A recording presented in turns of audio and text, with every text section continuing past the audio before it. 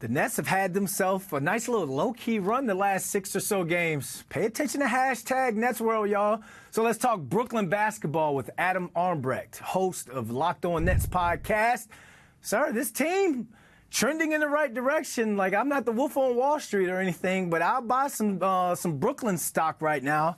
First and foremost, thanks for hopping on with us. Let's talk about this team that's won 5 of the last 6. And over that 6-game stretch, they're second in offensive rating and 9th in defensive rating. So what are your thoughts on the state of the Nets at this point of the season?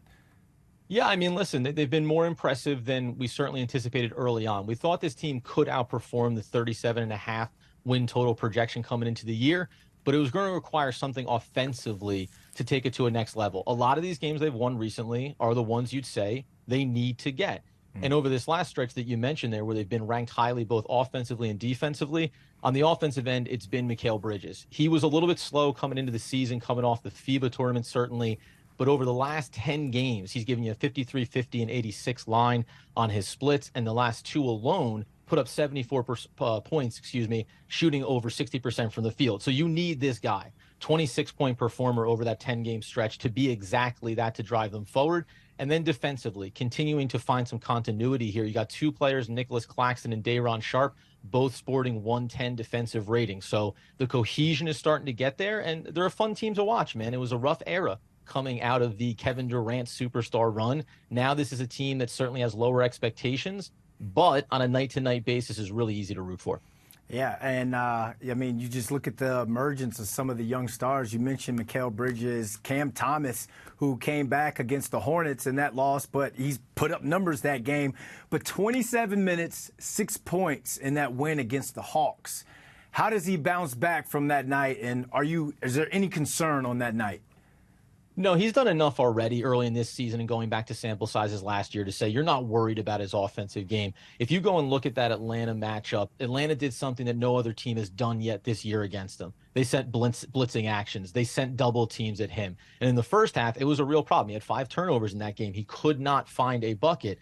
But the adjustment already that the Nets made and Cam Thomas made was getting that ball out of his hand quicker in the second half. He found himself distributing a little bit more, not getting assists, but moving that ball, forcing the Atlanta defense off of him. And while he only ends up getting 6 points, you already saw that adjustment. So you heard Coach Jacques Vaughn talk about this, took him aside, said, this is the respect you're going to start getting around the league where teams are going to game plan for you. Now it's about making that adjustment. He's too talented offensively, and oddly enough, the Wizards is exactly the right matchup to get back on a good foot. In the words of Drake, the reward for hard work is more hard work. And the young boy has rewarded himself with more hard work, more double teams, and like you said, being someone that a team wants to take away. You mentioned the Wizards tonight. 3-17. The Nets got them at home before they hit the road. I don't want to call this one a guaranteed win because of that Hornets game last week.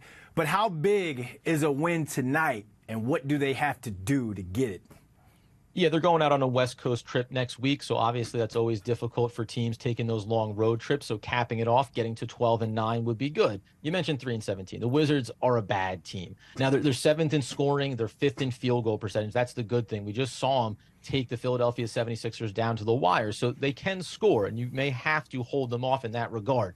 The bad is that they're among the worst in overall rebounding. Now, they shoot a pretty high percentage from the field overall. They don't take a lot of three-pointers. They don't make a lot of three-pointers. So the offensive rebounding you could look at and say, well, that's a product of being a mid-range team and getting those buckets to go.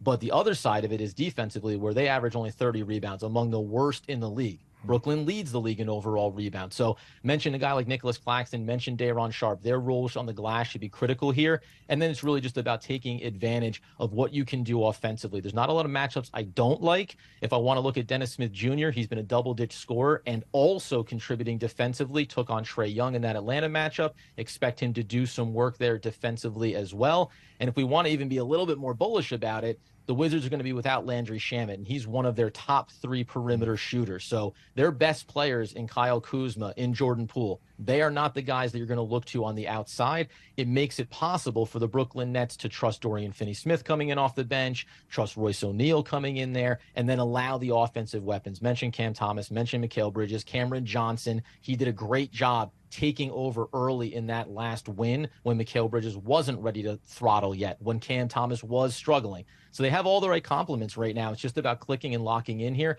I like to call this an easy victory, but you do have that Charlotte game just nagging in the back of your mind tonight. Yeah, no such thing as an easy win in the NBA, man. 10 seconds, Adam. Tell the people where they can find you. Get us over on YouTube, Locked On Nets. We're doing our post-game live coverage following the final buzzer. Myself and Doug Norrie breaking it all down as always. All right. Thanks for joining us, my man. Always.